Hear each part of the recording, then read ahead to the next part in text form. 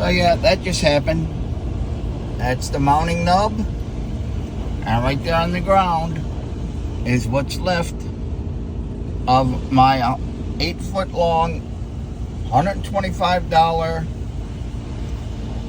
Fire Stick CB antenna that was just tore off my truck by the Love's Truck Wash here in West Memphis, Arkansas. And they're not going to do a damn thing about it, even though the dude that was operating the equipment miscalculated the brush distance from the truck, deployed it too early, and even admitted fault. They're not going to do anything about it.